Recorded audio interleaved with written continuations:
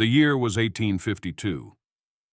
The small village of Ashwick lay wrapped in mist, its cobblestone streets damp from the night's dew.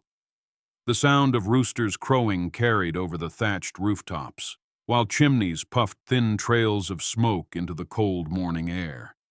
In a modest cottage at the village's edge, Eleanor Whitmore awoke with a fluttering in her chest. For a moment, she lay still, listening to the soft breathing of her younger sister in the bed across the room. Then it struck her. This was her wedding day. She rose, brushing her chestnut hair from her face, and walked to the window. The sun broke through the mist, casting golden light across the fields. She whispered to herself, almost in disbelief, "By tonight, I'll be Thomas's wife." A warmth spread through her chest, mingling with nerves. She clasped her hands and prayed silently, asking for joy, strength, and blessings. Ashwick was alive with energy. Weddings were rare in those days, and when they happened, they weren't just family affairs. They belonged to the whole village. Children dashed about with ribbons and wildflowers, their laughter ringing out like bells. The baker's shop smelled of warm bread and sugared buns. Women laid out linens, polished silverware, and prepared pies and roasts for the feast. Even the stern old shoemaker paused his work to sweep his doorstep clean. Everywhere people whispered about Eleanor and Thomas Reed, the blacksmith whose strong hands built plows and horseshoes, and the gentle young woman whose kindness had made her beloved by all. A perfect match, they said, like spring and summer. But in the corners of the tavern, older men muttered, "The Reed family's misfortunes. Nothing good lasts with them." Most villagers brushed off the superstition, but the whispers lingered like smoke. Inside her home, Eleanor stood before the mirror, while her mother, Margaret Whitmore, carefully buttoned her gown. The ivory fabric, hand-sewn over many months, gleamed in the morning light. Margaret's fingers trembled as she fastened the final pearl at the nape of her daughter's neck. Tears welled in her eyes. "My darling girl," she whispered, her voice catching. "Today you leave my care and begin a life of your own. But remember, marriage is more than love. It is patience when tempers flare, forgiveness when hearts falter, and faith when storms arrive." Eleanor turned and hugged her tightly. "I will remember, Mama. And with Thomas, I know I can face anything." Margaret smiled, though her eyes betrayed a shadow of worry she could not put into words. At the blacksmith's forge, Thomas Reed wiped soot from his brow. The morning had been filled with well-wishers, friends patting him on the back, children giggling as they peeked inside. But then a boy arrived, breathless, holding a folded parchment sealed in black wax. Thomas frowned and broke the seal. The handwriting was jagged, hurried. "Do not marry Eleanor. To do so will bring ruin and blood upon you both." His chest tightened. He looked around the forge, but the messenger had already gone. For a long moment, Thomas just stared at the words, his heart thundering. Was it some villager's cruel jest? A threat from a jealous rival? With a growl, he crumpled the letter and threw it into the fire. The flames devoured it, yet unease gnawed at him. Ruin. Blood. At noon, the bells tolled across the valley, calling the village to witness the union. The old stone church, with its stained glass windows and heavy oak doors, filled quickly. Thomas stood at the altar, dressed in his finest, though his hands bore the scars of his trade. His heart pounded so loudly, he thought the congregation might hear it. And then the doors opened. Eleanor appeared on her father's arm. Her gown shimmered, her veil flowing like mist. Gasps rippled through the pews. Thomas's breath caught. In that instant, all fears, all doubts melted away. To him, she was not just a bride, she was his life, his salvation. The priest raised his hands, his voice solemn. "Do you, Thomas Reed, take this woman?" A sudden crash shattered the air. The great oak doors of the church burst open. A man stumbled inside, mud-streaked, ragged, his hair wild, his eyes blazing with desperation. His voice cracked like a whip. "Stop this wedding?" The congregation gasped. Mothers clutched their children. Eleanor's grip on her father's arm tightened. The priest faltered, his words dying on his lips. All eyes turned to the stranger. The ragged man staggered forward, pointing a trembling finger at Thomas. He cannot marry her. He is already bound to me. Confusion swept the church. Murmurs rose, fearful and uncertain. The man's chest heaved. I am Jonathan Reed, Thomas's brother, the one you thought dead. I tell you this, our family is cursed. Every marriage in our line ends in ruin and blood. You marry today, and she will suffer as others before her have. Gasps filled the church. Eleanor's father rose in anger. This is madness. But the stranger's wild eyes, filled with grief, told a different story. Thomas's face turned pale as stone. He could not deny the man's words. Years ago, their father had died suddenly, healthy one day, gone the next. Their mother had slipped into madness, whispering of shadows and doom. And Jonathan had disappeared after his own betrothed drowned mysteriously the day after their engagement. Ashwick had long whispered about the Reed curse. Thomas had tried to bury it, to build a new life, to believe love could silence the shadows. But now the past stood at the altar with him. The congregation's whispers grew into fearful murmurs. Some crossed themselves, others glanced at Eleanor with pity. All eyes turned to Eleanor. Her hands trembled, her chest tightened. A storm of fear threatened to swallow her. But then she looked at Thomas, his eyes wide, pleading, desperate not to lose her, and she knew her answer. Rising tall, her voice steady though her heart raced, Eleanor declared, I do not fear curses. I fear a life without Thomas. If tragedy comes, then we will face it together. Love, if true, is stronger than any shadow. The church fell silent. Even Jonathan's mouth closed, his protest caught in his throat. The priest hesitated, torn between superstition and faith. Finally, with a deep breath, he continued the vows. By evening, the village gathered at the banquet hall. Candles glowed, violins played, and laughter filled the air once more. The Reed curse was forgotten, for a time.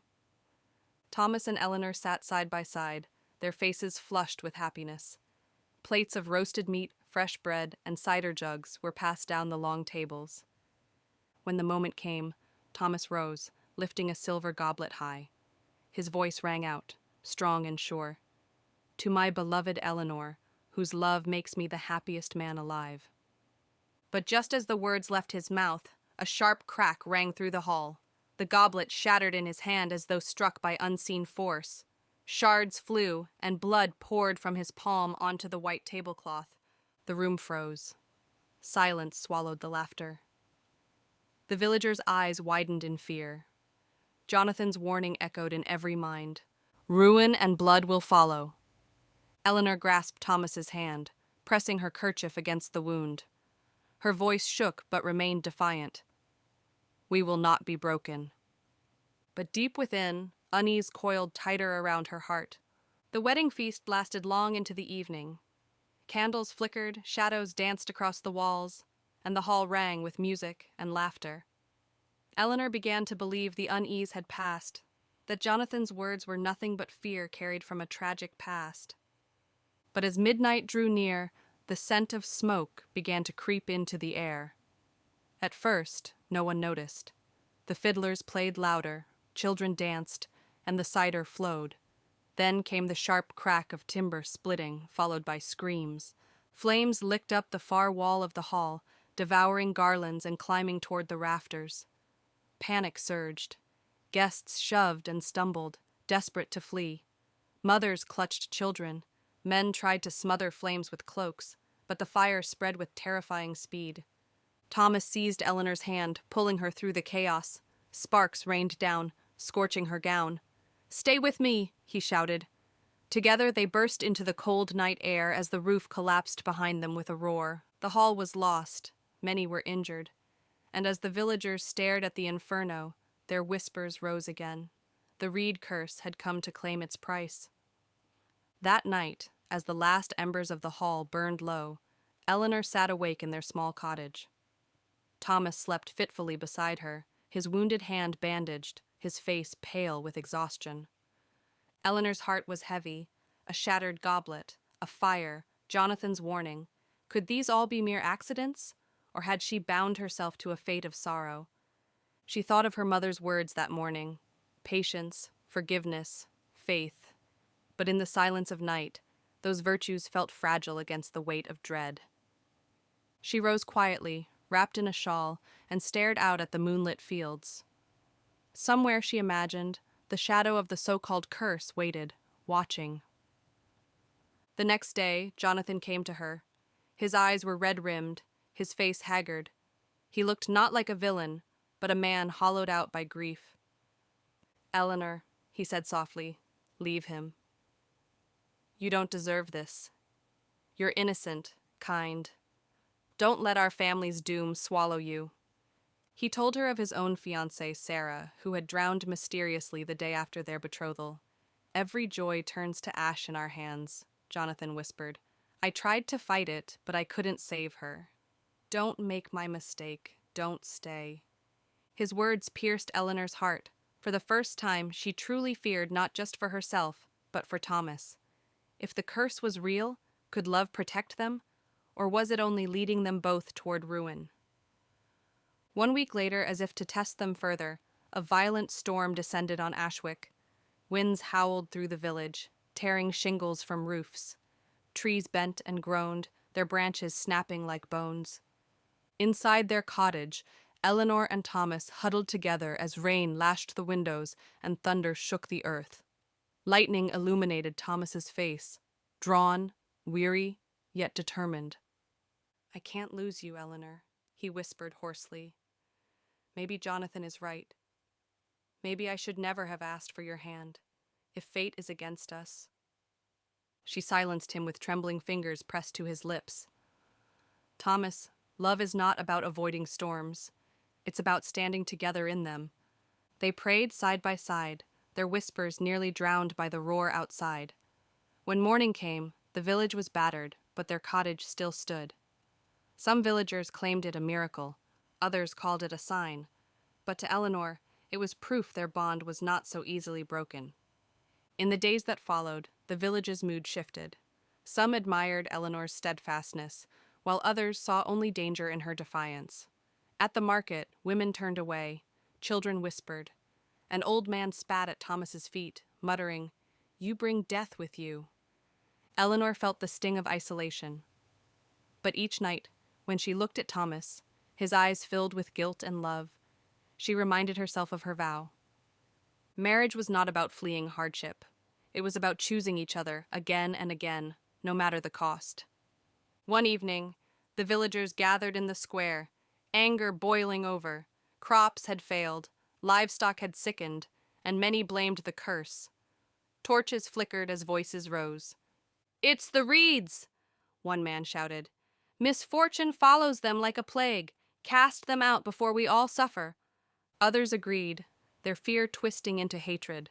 Eleanor stood before them, clutching Thomas's hand, her voice trembling as she cried, "This is not a curse, it is life. Storms, fires, loss, they come to every family. Do not make us your scapegoats." But her words did little to calm the mob. That night, stones struck their cottage walls. The village that had once celebrated their love now turned against them. Desperate for answers, Eleanor sought out the village midwife, Agnes, an old woman known for her wisdom. Agnes listened quietly as Eleanor poured out her fears. Then, with a steady gaze, she said, "There is no curse, child. Only fear, fear passed down like inheritance, poisoning each new generation. Misfortunes come to all, but your family believed themselves doomed, and belief, fear, can destroy more surely than any phantom." Eleanor's eyes widened. Could it be true? That the so-called curse was nothing but the weight of superstition? That the Reed family had suffered not because of fate, but because they had surrendered to fear? For the first time, hope flickered in her heart. Armed with Agnes's wisdom, Eleanor faced the villagers once more. She stood in the square, her voice clear and unwavering. "You say we are cursed," she declared, But curses only live if we believe in them. Fear is the true poison.